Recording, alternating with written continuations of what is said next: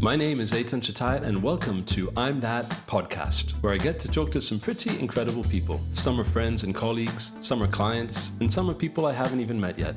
On I'm That, we'll hear from them about who they are, what they do and why, stuff they love or hate, mistakes they've made, victories they've had. They're all known for something, but by the time we're through, the hope is they'll have revealed some things we didn't know about them. Our talk may be deep, profound, funny, who knows really. One thing for sure, it'll be interesting and honest. So if you're up for that, thank you for joining me on I'm That, and here we go.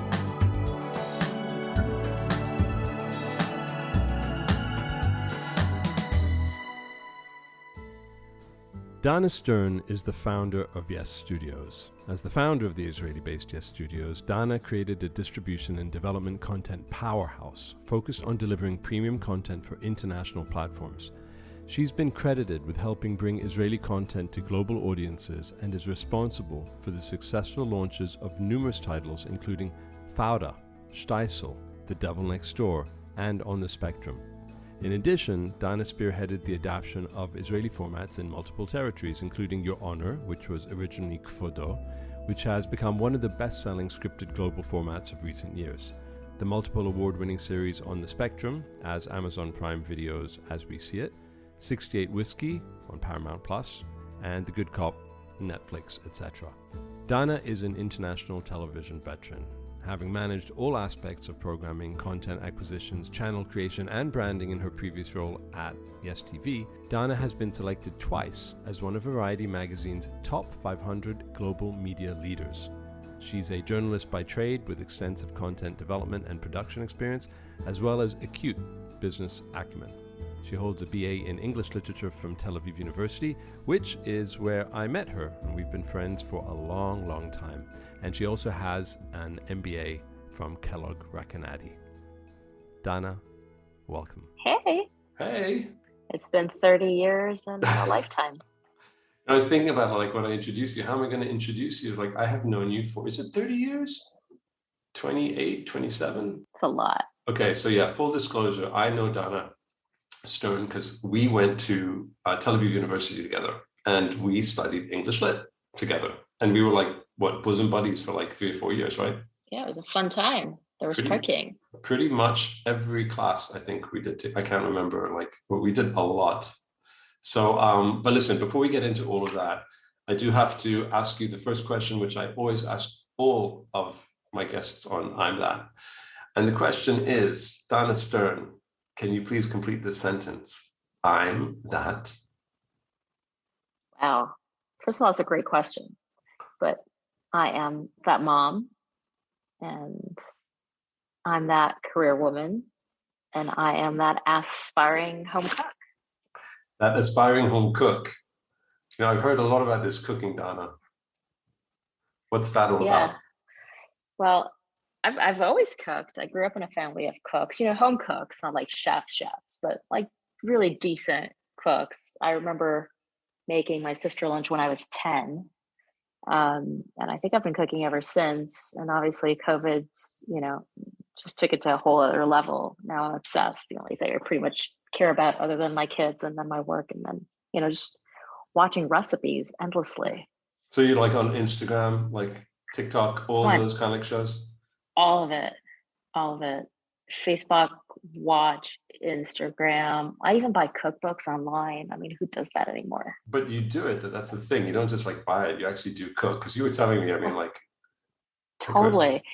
If that movie, Julia and Julia, which obviously is based on a book, and she cooked the entire year. She cooked off Julia's child, the joys of French cooking. If she hadn't already done that, I would probably have started a project like that on some kind of cookbook.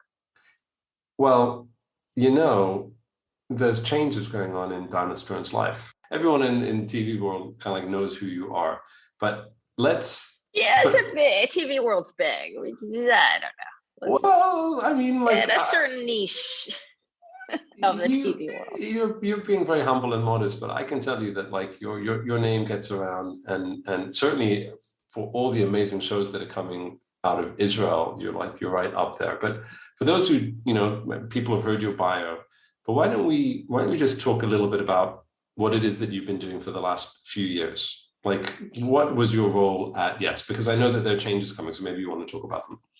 Well, the last few years, since I want to say 2016, really, with the onset of global streaming, 2016 January was when Netflix launched their global streaming service, and it was really the first time ever that people throughout the world, no matter where they were, they could watch a show at the same time. They could watch it continuously, aka binge. They could watch it localized in their own language, whether dubbed or subtitled. And suddenly the world was watching the same thing. Everybody had access to titles coming from everywhere. And I think we were very fortunate to have one of the first foreign language shows that really succeeded on Netflix, which was Fauda.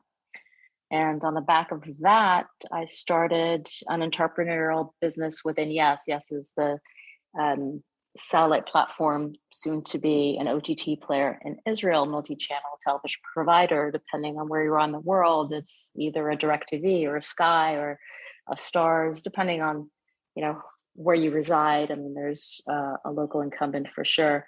And I was with Yes before that for almost 17 years, I think, at that point. How? Wait, 17 years? At that point, it'll be 23 pretty soon, but that's the big change that's coming. It is a long time, but it was a fun time. How did you start? How did I start? Yeah. But anyway, just to finish that off, so I set up a business on the base of really the success that Fauda and the attention that Fauda brought all of us. I kind of say this is the gift that keeps on giving. Everyone that was involved and is involved in the show. We're now shooting season 4, last week of the shoot, actually, in Budapest.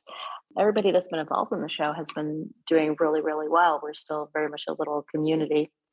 And I was fortunate enough to open a company called Yes Studios, fully backed by Yes. But it was a startup within an existing company. So the only really good thing about it was I didn't have to find investors. But other than that, I was really building a business up from scratch with the aim of taking Israeli shows, whether as is or a tape, as we say, like the original Fauda, or an adaptation of format and get it remade somewhere, like Your Honor, which the English speakers will recognize from the American US adaptation starring Bryan Cranston. So the idea was to take those ideas, that IP, that creativity, and export it. And I think we've done really well. But that's really the last kind of 5 years. Well, I mean, we can't not talk about Fauda. And I was going to say, well, let's go back a little bit, and we'll go back to how you started and everything. But let's talk about Fauda for a second, because I know Leo, because I know Leo from my advertising years in Israel, and we've worked together as well. Well, he did start there. He's a great creative. He's a phenomenal creative. And I remember when I was at BBDO in New York, and he was working at BBDO in Israel. And so there was this, we're going to maybe work together. And in the end, I didn't go to BBDO in Israel. I did something else. But that's how we met. And I look at him now, and he's, such a success story. And I'm actually just personally very proud of him as a fellow creative, but also as an Israeli. And, there's that angle too. How did the whole thing kind of like evolve? I'd love to hear the story. It's one of those Cinderella stories that you think could have gone a million different ways. And thankfully it went the right way for everyone. But Avi and Lior had been in the army together. Avi Siskalo and obviously Leo had been in the army together. And they met up quite a few years later, and started talking about, what their dreams were. And in one of those conversations, they kind of said, well, to write our story. And Fauda really started from that. Neither of them had ever written a TV series. Again, Lior comes from the advertising world. He was a copywriter. He was a creative director. And Avi was and is a journalist. So they definitely had those skills, but they never really put a script together, or a proposal or a pitch or anything. But they did enough work in order to attract a production company. And then they kind of trekked along and pitched their idea to pretty much everybody in the country. To be fair, everybody said no, including Yes. I wasn't in the room, so I don't take credit for either saying yes or no. But thankfully for them, and this being Israel, and I'm sure anybody who's from Israel will appreciate this story, Avi knew somebody who knew someone, and he got to a head of marketing. They actually went to school together and told her the story. And she then in turn went back to the SCO and the VP of content at the time and said, hey, he's my friend. He's the real deal. See what you can do. And they gave him a development deal. The rest is, as they say, history. But I do want to give her credit, and I've promised her numerous times over the many, many years that have passed since.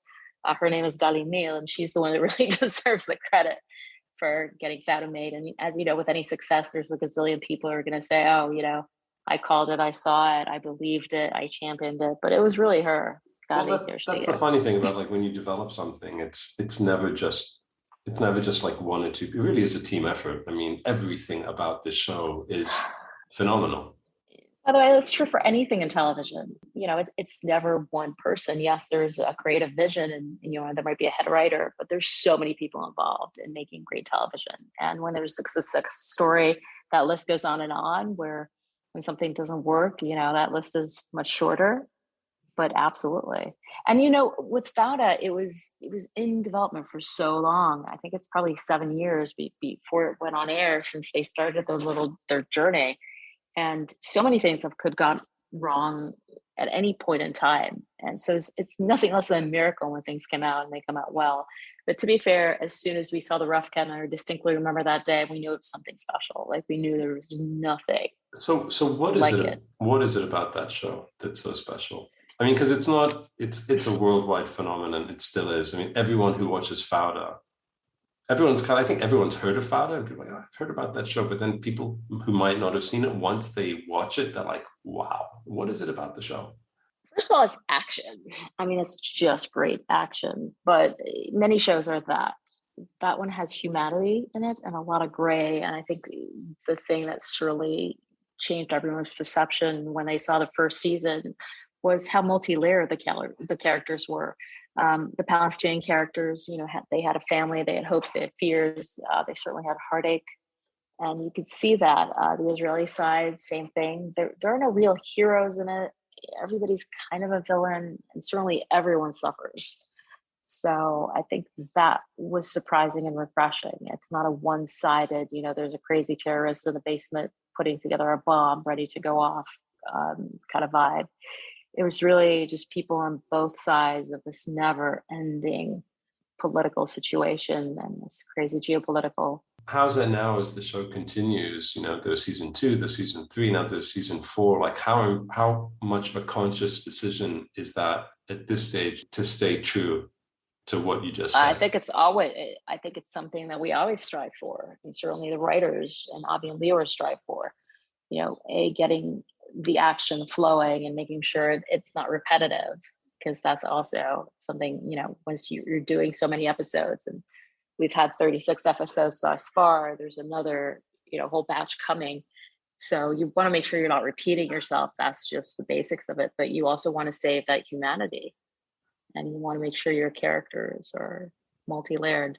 And certainly in this season that's coming up, and I'm not going to spoil it, of course. Oh, come on, you can spoil it. You can spoil it. I mean, it's closer to home, I think, in that respect. And it shows more, and this has been reported on, so I can't say it is more about what we call the Israeli Arabs, rather than the Palestinian residing in Gaza Strip last season or the West Bank in previous seasons.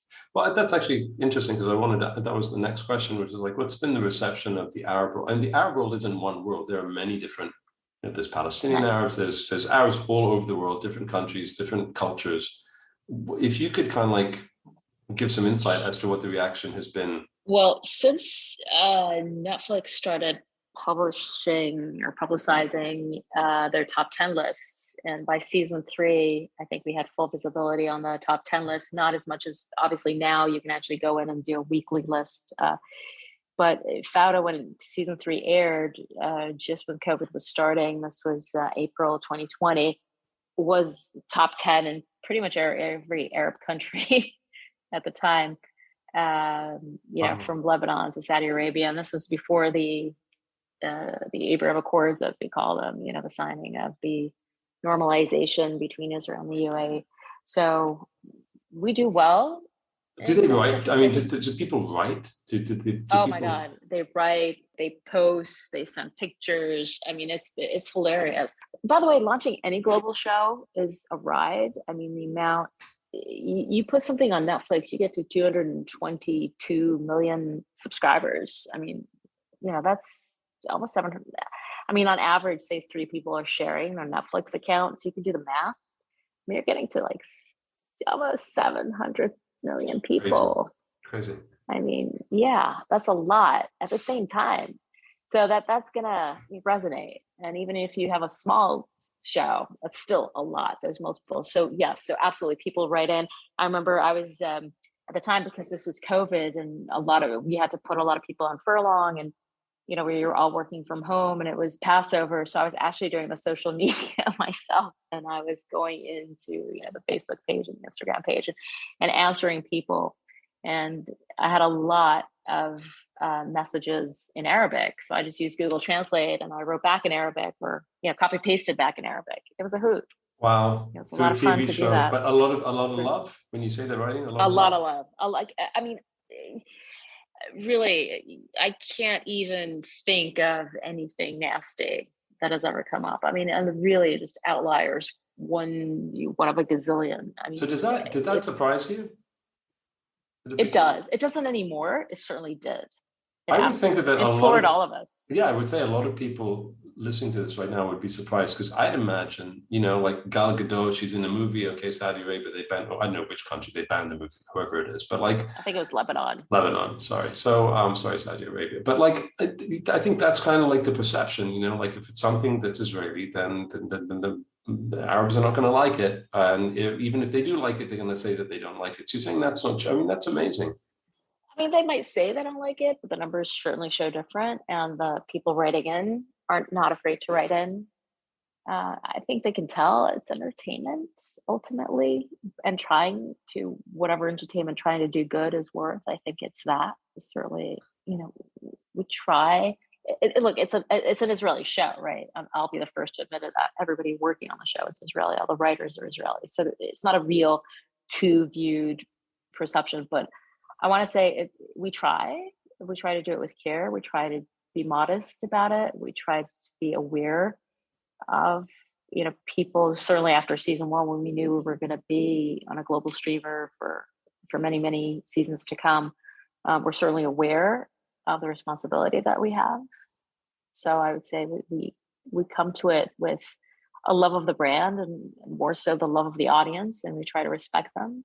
And I think that shows. It certainly does. So you mentioned the word entertainment, which is, of course, this industry. So I know that you kind of always loved the world of storytelling, because we studied English lit together, and that's stories.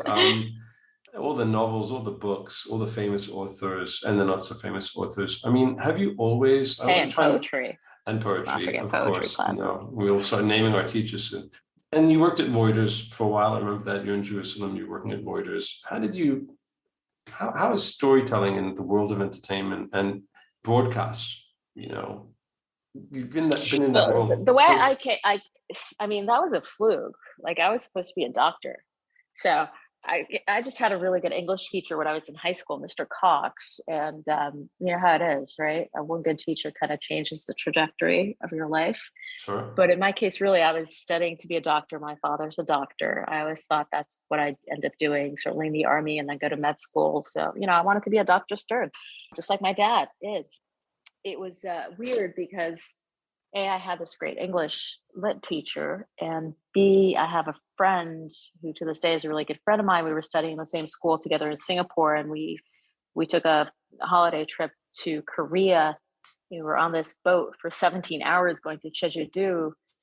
And then he kind of turned to me and said, "You know what, you're such a good writer. Why don't you try to get into the late South, which is the Israeli Army radio?" And I kind of looked at him and said, "Huh?" He said, "Yeah, I think you'd be really good." I'm like, "Yeah, okay." And that was, I believe, 11th grade. And we got back from Korea, and I said to my parents, I'm like, "What do you think?" And, I wasn't that into it. I wasn't like this media kid. I wasn't tape recording at the time. People would tape record their favorite DJs and so I certainly wasn't that kid. But as I started the process of trying to get into this unit, I got more and more competitive. That I certainly am. So I'm a very competitive person. And every time I pass, some stage, I was like, okay, this is what I want to do. So I kind of, it found me, or I found it. And then I was in the Israeli Army Radio. I was a producer for 3 years. And then I joined Reuters for another 6.5. So I was a journalist for almost a decade. And then segued into, I guess, entertainment. Why? You just got a break? Why? The real? The real. Why? Of course, the real. Why stop being a journalist? Oh, because it's hard. It's hard on the soul. Being here during those years through the 90s. I mean, the bus bombs and the kidnappings and the wars and the Rabin assassination. I mean, it was just a lot. And I was really young.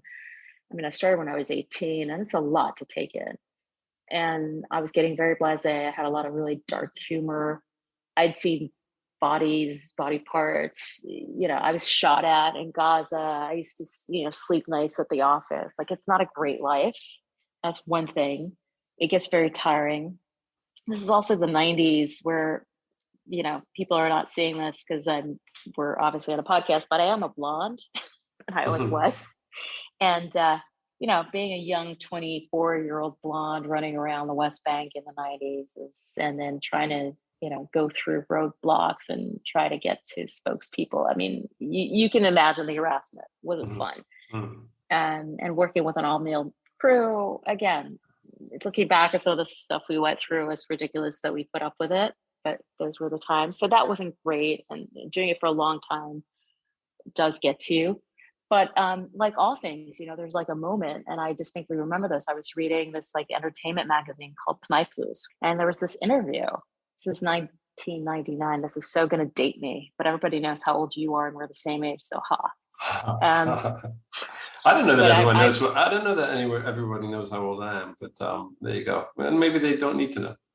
Maybe they don't need to know. All right, let's be serious. Don't do the math, people. Don't start carding our years. But so I was reading this interview with this woman. Her name was Londa Tal, and she was the head of acquisitions at one of the Channel 2, the commercial channel licensees. And she was describing what she was doing for a living, basically watching films and some TV series. So this is late 90s. I mean, television is terrible at this time, right? I mean, HBO is just starting, Sex and the City and The Sopranos. So, I mean, the best thing on TV was probably ER and Friends. But saying, this is what she does for a living. She gets to watch and license films and series. And I was like, oh my God, that's my dream job. I was one of those kids. And this I did do. I was one of those kids who went to the Cinematheque and watched films that were totally not age appropriate. And I was like, I felt like I had this encyclopedic knowledge of film, but as a viewer, I never went to, I didn't study film. I never wanted to study film. I didn't feel like I needed to. I felt like I had that knowledge already inherent just because I just loved that medium so much. And I was like, that's what I want to do. So it was that aha moment. And then I made a little list of where there were acquisitions jobs or channels in Israel. And I started calling, and on the second call, I got a job. And this was a year before Yes had launched. I was going to say, Yes wasn't then what it is today. No, it wasn't even called Yes. But, I was hire number 2 on the content team. I got to go through and really do everything and anything that has to do with content, programming, schedule, acquisitions, the business side, the creative side. And it was great. And you were just learning it, right? Like you were learning it as you were going along, or? Just learning. A lot of it we invented. Like a whole, I mean, there's, I could go on and on about the things we kind of, invented.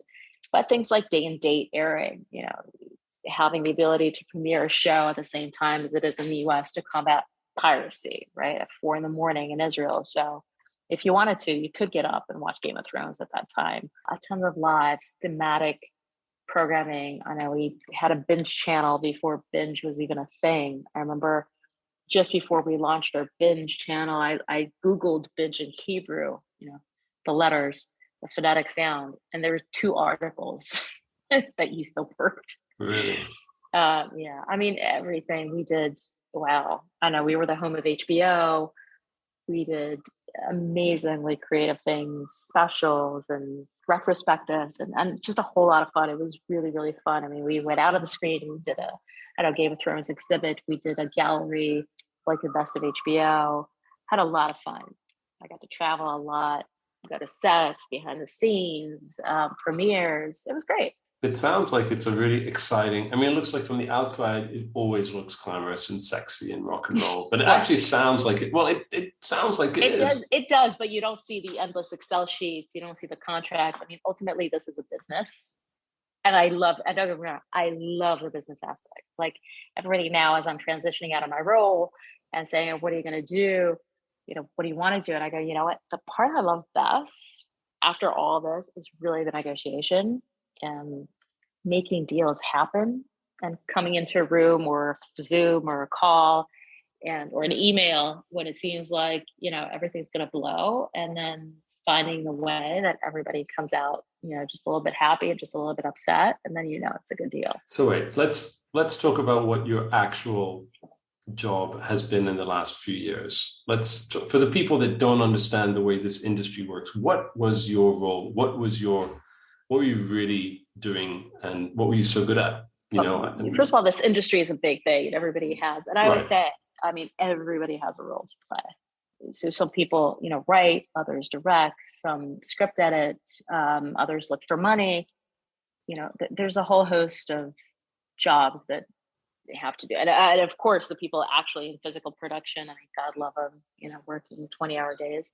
So there's a lot of different aspects of the business. Mine in particular in the last few years has really been to be the international focused, to run an internationally facing business. So taking Israeli stories, series, docs, and some just ideas and getting them to the widest, most lucrative, I'd say, audiences out there. And depending on the show, we decide on a strategy, and hopefully there's a client for it. It's both distribution, it's sales, there's a creative element if you're doing adaptations.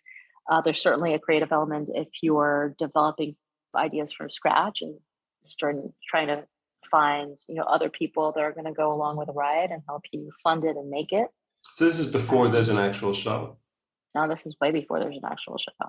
This is, it could, ideas, and I've done the whole host of it. So some is just a straightforward distribution, Fauda, tape, or Stiesel for that matter. That's just a distribution rate. It's not easy, but you have to have relationships. But first and foremost, you got to have a good show, and finding a buyer for something like that, making sure the money makes sense, the deal terms make sense, the deliverables make sense. And there's a support system in place for Fauda and Stiesel. Just an example, we used to run all the social media in English for those shows because no one else would do it. And you want to make sure that the people who watch it have somewhere to either vent or discuss or share. And that's been some of the highlights, I have to say, of the last few years, is seeing people interact with the shows and like them so much. So that's part of it. That's the distribution part of it. Sales is really what we call the format adaptation. And the reason usually you just sell it once, but you can distribute multiple times.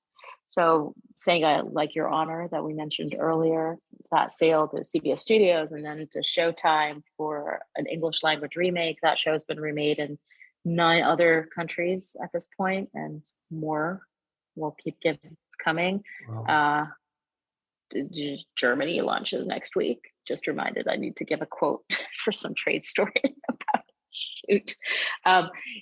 Italy just finished airing last week. France aired. Russia, that country who shall not be named. There's a version. There's Korea. There's Turkey. It's great. Spain.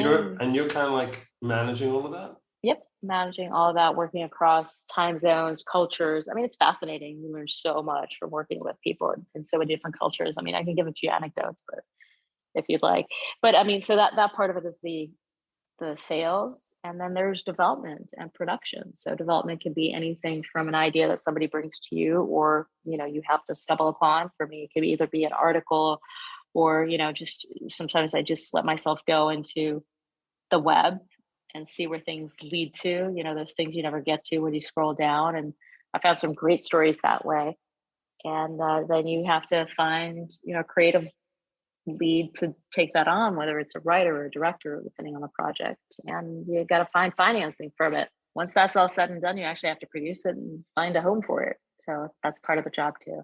Wow. It's hard to honestly, for someone who's not in the industry to still understand. Okay, so what has your title been? What was my title? Yeah, well, because you're leaving soon. So. Well, it's managing director. Your job is to make it happen. my job is to make it happen. But I grew up as a producer. I mean, that's my trade. I would say if I had to define like my biggest trade is really I am a producer, and a producer just gets things done. Right. And you're not necessarily the one doing it all, but you are certainly seeing the logistics of things, and you're very good at saying what comes first and what comes second, making sure the resources are aptly, the time is well spent and resources are well spent, and you use, in the best of sense, partners that you find along the way. Make sure you're all on the same side and getting stuff done.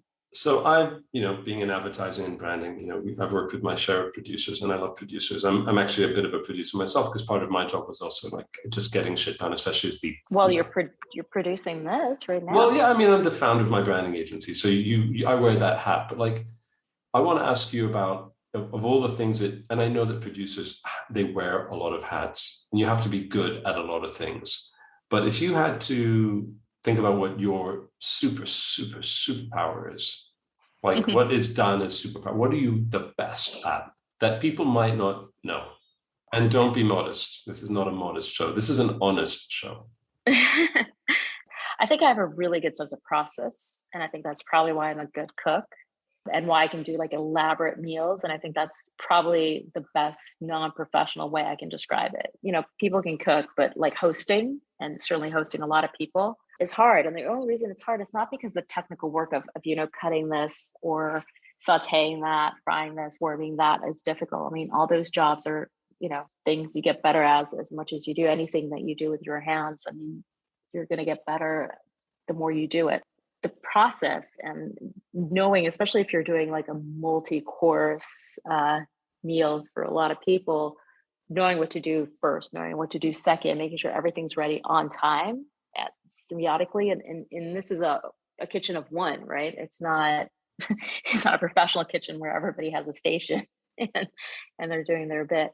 So doing your prep first and then doing your warm prep. So basically there's a system, there's a system to the madness. And I think much like cooking, that ability to see what the process is and have it all fall into place at the same time or when it needs to, I think that's a gift.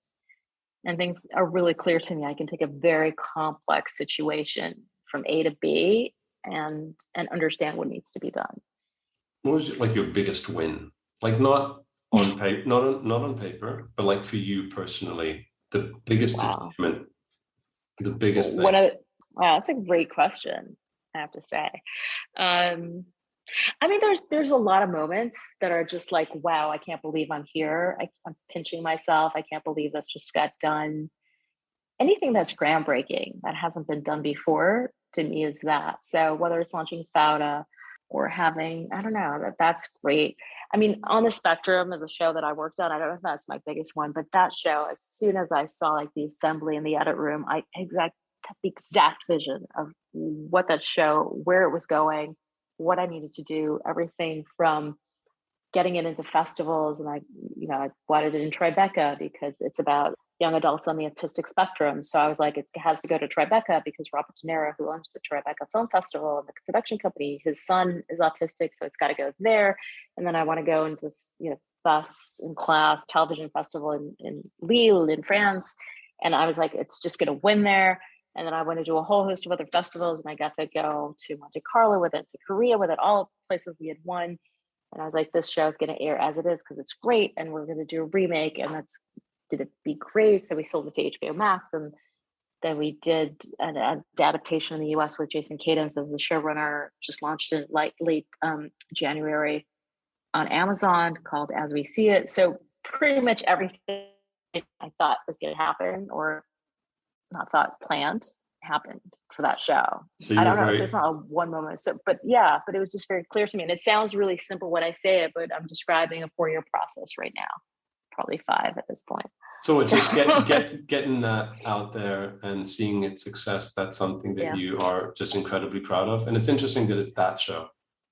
It's that show. I love it. I love it to bits. I love everybody on it. I think it's just one of those rare opportunities that you get to do something good for humanity in addition to just being good at your job, because the show is a life changer. The American version, and by the way, the dubbed version on HBO Max used young adults on the autistic spectrum. So the dubbing, there were young autistic adults that dubbed our characters into English. On the remake, 3 of the lead actors are young adults on the autistic spectrum. Many people working on the show behind the scenes were people on the autistic spectrum, whether working on payroll or music. So we really got to deliver on the message of the show.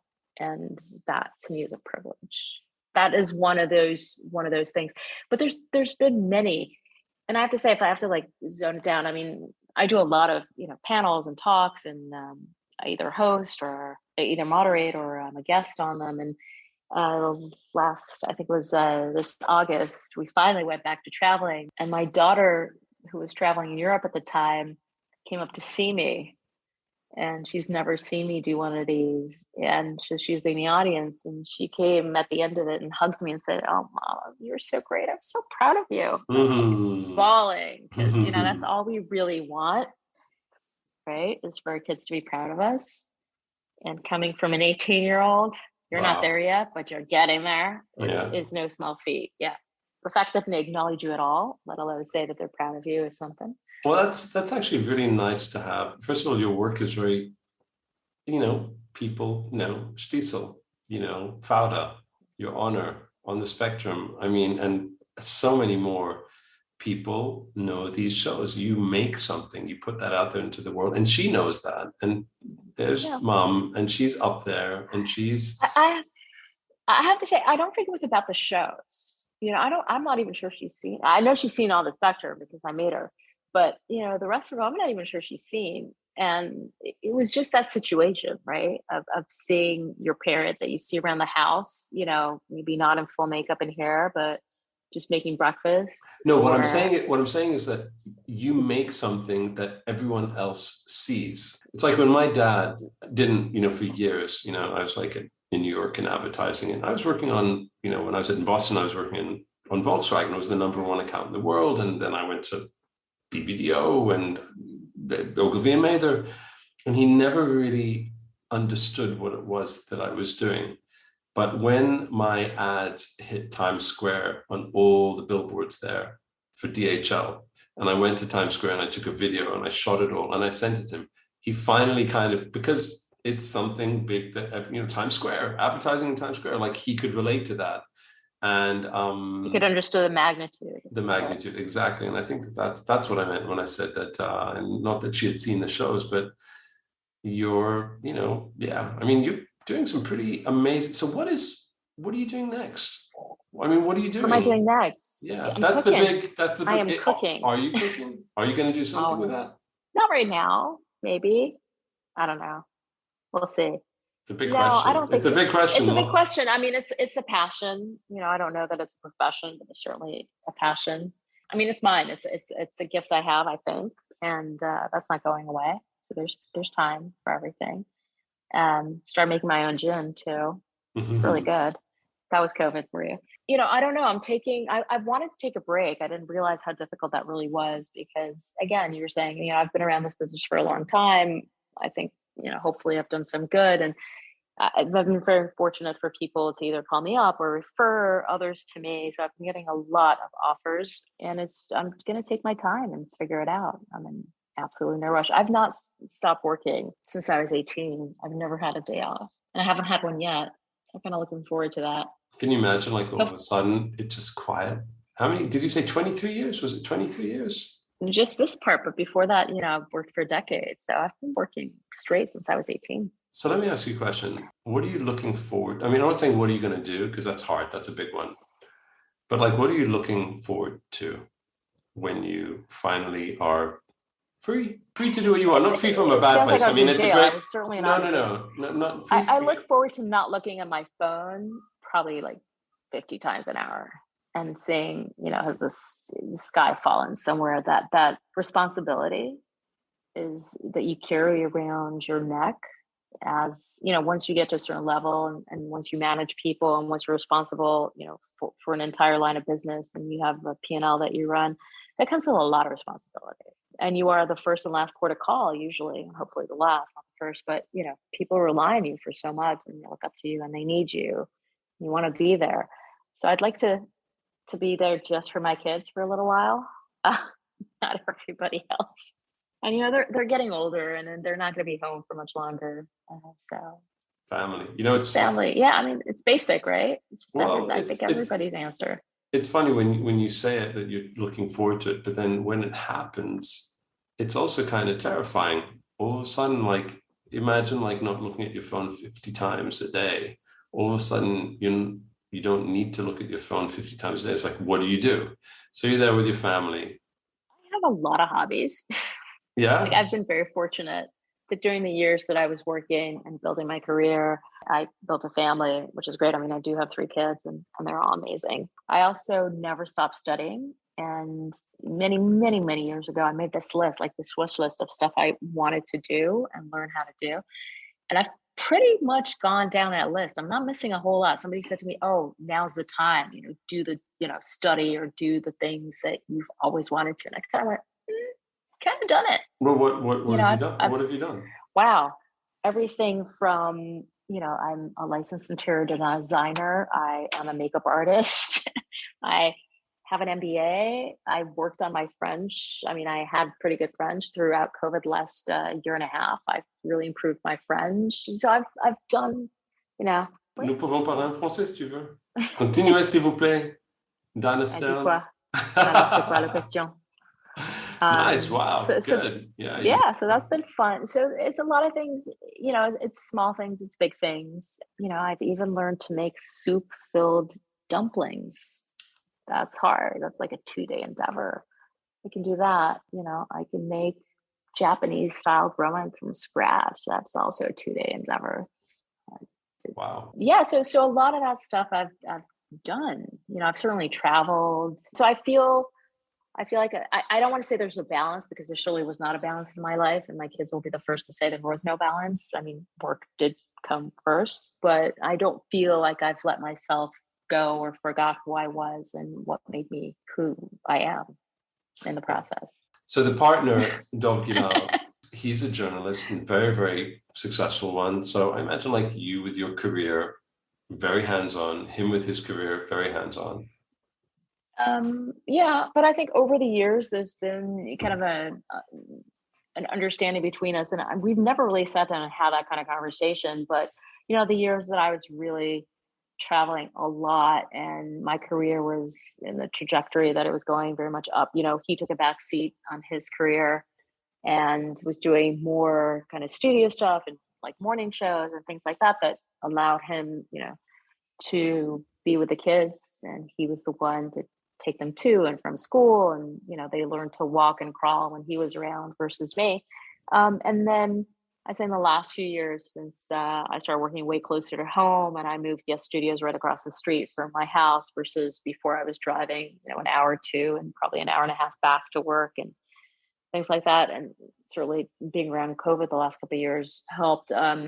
His career has kind of taken off. He's been traveling all over the world. He's doing, right now, I guess we're taking this, it's 10:30 at night. He's somewhere in the Negev doing some, overnight thing, some peace process thing. I don't even know, but I'm here with the kids, which is great. So it's worked out well.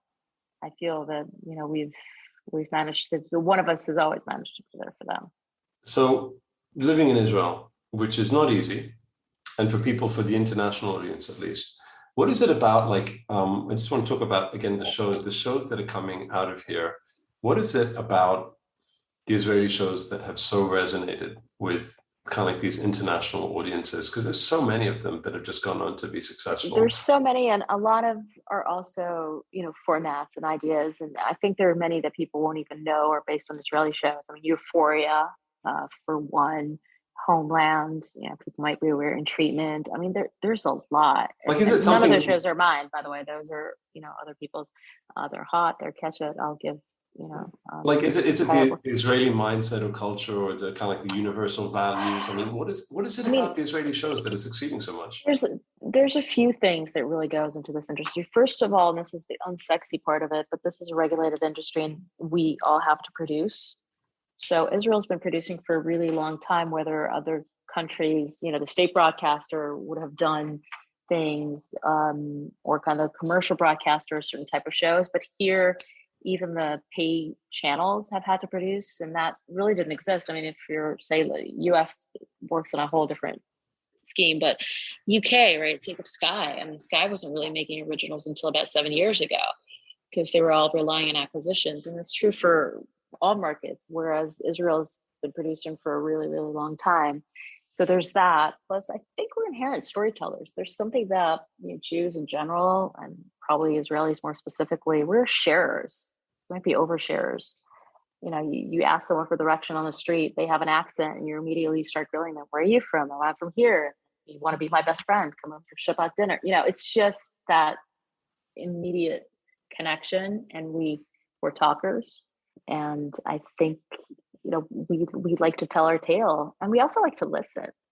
I think maybe not as much as we should, but so there's that, and the regulation. And we all have such interesting stories. Every Israeli is an entire world. We're all immigrants. We're all mutts. We our parents. Everybody's parents come from somewhere else. Certainly, our grandparents come from somewhere else. Depending on your story, there's so much to unpack. Everybody's different here.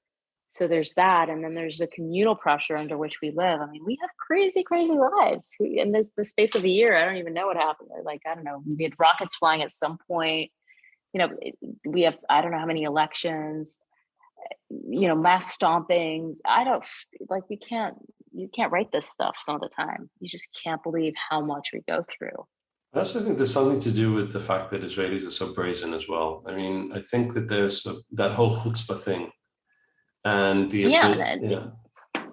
but that comes, I think that's more of the business side of it. Like, why do we succeed more than others on an international level? That's definitely where that comes into play. Like, we don't understand the concept of no. By the way, we don't understand in any, that's we don't understand rules. We don't understand rules. We don't understand, they're not for us. They're for other people. So if you're a filmmaker, a producer, whatever, a lot of the time most international producers will kind of back off if somebody rejects them. Not Israelis. They will come through the window. They'll come through, wherever there's a crack, we will come through. They will call someone, they will prod someone, they'll find a cousin, they'll find a friend. Like, they will make it work. They'll find a way. They'll find a way. We do find a way. We have to. We're very resourceful. For a lot of people that don't know much about Israel, except for what they see on the news, let's talk about the amount of success we have in comparison. I mean, compared to the size of the country that we are in the field of television. Yeah. I mean, I actually was just on a panel the other day. Seems like all I do recently, but really this was just 3 days ago, about format adaptations. And just before us, the moderator did a little slideshow, and one of his slides are the most formats coming from the world, and Israel was number one in 2020 to 21. That's crazy. I mean, we're tiny. We are tiny. It's amazing. 9 million people, right? 9 million people, really 3.5 channels that actually produce original scripted content. If you think about it, I mean, it's absolutely wild. Our level of success is really unmatched anywhere. So I want to ask you a question about being Israeli. Is that a source of pride for you as an Israeli? Pride? Yeah. It's what I am. I mean, it just is, right? That's it. This is where we belong, without being overly Zionistic. It's just being pragmatic, especially when you look at what's happening in the world right now. I think it's pretty amazing that such a small country and a relatively small industry comparatively is able to put so much good stuff out there and to see such a large portion of it succeed. But just look at us. I mean, look at the stories that we have. Look at the diversity that we have. Look at, the personal stories. We have so many religions and so many sects and just such a wide rainbow of everything going on here. And we're also very liberal. Let's not forget that. We really are. I find this country in the best of sense, being on one hand very conservative and religious, but on the other hand, Purim was the other week. I mean, I live in South Tel Aviv where all the good, I think, clubs are. And it was 4 days of hedonism. Like, Yeah. oh my God, it was just like naked people in the street, which is great, do your thing. So I think there's a lot of that. There's a lot of tolerance, a lot of acceptance, a lot of range. The range is exactly what I was going to say, because you go to Jerusalem and that isn't the story. And that's the range right there. It's like the complete opposite. By the way, you don't have to go that far. I mean, go, one town over to Bnei Block from here, exactly. right? That's what, a 15, this time of night, it's probably like a 15-minute drive. And you've gone back to the shtetl, in Poland in the 16th century, like nothing's changed. Any other country, you actually need to turn on the TV to get that kind of experience. Here, you can get into a car and drive 15 minutes. It's crazy. No, it really is crazy. So in terms of like when you were talking about like what comes out of Israel and why it's so successful, the favorite part of the business for you in terms of what it is that you have been doing for the last few years, what is that? I like all of it. I love the deal making part of it. I know I should say the creative, but I've done a lot of creative and a lot of people can do that. There's a lot of great creative people who can give notes on a script and, identify story and work with writers. But I think kind of my uniqueness is I am not afraid of numbers. I actually am, I love the analytics of it and I love the strategizing and I just love the deal making. And I think the best example I would say is, as my undergrad, my BA is in English Lit. And I also have an MBA from Kellogg. I think that kind of sums it up. I do both and I love it. I love when I can get those deals to work and then see the result. And the result is creative and the process to me is also creative. I think a great negotiation and a great deal is as creative as anything. And most people, don't go that far. So I love that part of it. What's the toughest thing about what it is that you do? No, just like, what's the toughest thing about the industry? Tax. Tax? Tax. Working across borders. Yes, tax. Well, tax, honey, is something that we all feel. That's not unique to you, honey. No, I don't know. I mean, deals are getting, I have to say when I started out, it was pretty simple and, you sold a show to somewhere and you got a deal made, or certainly when I was a buyer, it wasn't that complicated. Now shows are getting bigger. Money's coming from many places. You're shooting, you're producing in numerous countries. You have crews, you have writers. The laws are different. The copyright laws are different. The tax laws are different. I mean, I'm working on a project right now that is a Japanese-German co-production. I'm here producing it, creative and executive producer on it. And then my writer is in LA. So if you can imagine what that looks like as far as getting everybody's deals and negotiating those deals and just work it. By the way, trying to get Tokyo and LA to talk is nearly impossible. Someone's always sleeping. No, it's just the timing. Yeah. Timing. By the way, Israel is great for that. If you have to ask me what's the best thing about Israel, it's the time zone. Yeah, we're right in the middle. We're right in the middle of everything. It's always time for, we never have a problem. On the one hand, in terms of the time zone, we're right in the middle of everything, but just like in another context, we're also right in the middle of everything, which isn't so great. Which isn't so great. And we are always on and we are always available. Yeah, it's true. It really is true. Yeah, so that part of it is really hard. I mean, there's, rejection is hard, especially when people and buyers don't see what you see. And I know content. I was a buyer for so long. I know when something's good. And by the way, if it's not great, I'll be the first to say, look, it's not great, but this might work for this and this. But if it's great and you're not seeing it and I'm not, managing to make you see it, and that's on me. Isn't there a lot of pretense in kind of like a lot of smiling, a lot of bullshit, a lot of like just things going nowhere? It depends on the culture. It depends.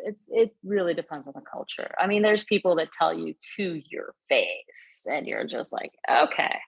There's certain cultures. Should we name them? I don't know. I feel bad. Yeah, but I just got to say, during international is eye-opening because we keep saying it's a small world and it's universal and international and all that stuff. It's not. I mean, people are so different. Countries, traditions, languages. I mean, wow. And I love it. And I love trying to decipher what that means, really. And some people will tell you up front, Germans are extremely upfront. French, God knows. And then there's some that you'll never figure out what they actually mean because they'll never tell you. Not for real. I think we just mentioned one of those countries just before. And certainly Americans, and I know I sound horribly American and I keep having to apologize. I am not American. I just sound like this. Americans certainly, and this is one of the, sometimes I think of myself as like a cultural translator. Because Israelis will go to LA or will get on a call with somebody in LA and go, oh my God, they loved it. I'm getting a deal. It was great. They can't wait to make the show. And then you have to explain to them, nah, it's just the way they speak. Like they're always excited. I mean, it's just Americans literally use the word excited about everything. So excited. So excited. And English? You never know what the English are thinking, right? You do know. You do really? know. I find that I know. But there's look, the English, I mean, it's a very different system. It's very class oriented. It's very snobbish. There's rules that you have to follow. There's a time period. You don't get to jump ahead of the line like Americans. In America, you could do that. In the UK, you could never do that. Like you have to earn your place, and it comes with time, and it comes with credibility, and you have to pay your dues. And you understand, but look, you can't decipher the Brits. I have to say, I had a problem, but they're never excited. Never. Never. Wow. See, I work with quite a few British people. They get excited, but like so many times, I just don't know what they're thinking. That's just like. I don't find that, but you're right. I mean, it's muted. And there are other, it's really fun. I've gotten the opportunity to work a lot with India and Indians, and my God, I mean, if you think we have chutzpah, oh, really? I mean, I've never seen. Really? I mean, wow, yeah, they're relentless and ruthless, and I love it. I have to say the fastest deals I've ever done have been with India. I think it's just a sense because there's the population growth, and I think people feel some kind of earnestness, that I don't know if they think they're replaceable or there's just a lot of people, doing similar things. So they all try to excel, and my God, they're so good. I mean, the people I work with are so good at what they do. I'm cognizant of time. I want to ask you two more questions. What advice would you give to someone who's trying to break into this field? Go into gaming. What do you mean? Entertainment is a big word, and I think entertainment is same as television, right? You keep saying television. What is television? Television is content. It's not that screen that you have, because I don't know about you, but I've not opened a big TV screen in ages. I watch all my shows on my iPhone. I know it's terrible. I'm sorry, but I know, and people invest so much in the technical aspects of it. I feel guilty. I really do, but it's convenient, and I travel, so there you go. But so. There's content, there's kind of the traditional, the long form content that we know, the series, the docs, the features that we've all now started watching again in our homes versus actually going to the theaters. There's that aspect, and that's just part of it. I think entertainment is anything that we really do to entertain ourselves, to have fun, to escape. And the biggest form of entertainment right now is gaming. I mean, people spend more time gaming than doing anything else. It's certainly a bigger business than our business. I mean, multiples. It's not, if anybody listening to this and thinking, oh yeah, that's what my 13-year-old does. Yeah, but also probably your 26-year-old neighbor and that other 32-year-old woman, diddling down the street. I mean, it's everywhere. It's fun. It's immersive. It's getting technologically better. And it's storytelling, and it's storytelling that you can create for your own or with your friends, or somebody else has created it for you, depending on the kind of experience. It's immersive, and it's growing. So if anybody wants to be in this entertainment, stories don't need to be linear. They don't need to be, massively produced on a screen. It could be something that somebody is writing code for as we speak. So that's what I would do. That's an interesting segue into my next question, and I think my final one, which is, and take a second, in terms of the world of entertainment and where people are headed and where society is headed. Do you like it? Do you like where we're headed? Well, does it matter? No, but I'm asking you. I don't know where we're headed. I don't think we can't change the future. We can't change the past. We can change the moment that we're in, and we can change the way that we act. And that's pretty much it. And we can change the way we make others feel. And I'm very conscious of that. I think COVID made me realize that, and Ted Lasso.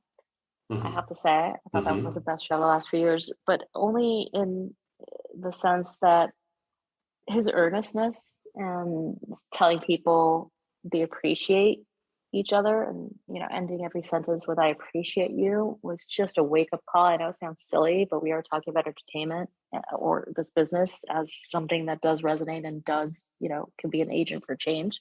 So that those are the things we can change. I can't change the future. I don't know if I like it or not. It is what it is. I mean, bigger things are at play. It terrifies me. The environment terrifies me. The traffic terrifies me. The state of war and strifeful and disregard for humanity is terrifying. I mean, it's so much evil. And it's just, if I step out of that and start thinking about it, I can seriously get depressed, and I certainly don't want people to end on that. But I will say this: I appreciate everyone listening, and I wish other people could, say that to their fellow man, and just try to make the moment and the situation that we can control just a little bit better. That to me is a little bit optimistic. Very optimistic, Danna. Thank you. Sure, thank you. Well, that's it. Thanks for listening to I'm That Podcast. Go ahead and subscribe to the show on iTunes, and if you'd like, leave a rating and review. Tune in for the next episode, and see you soon.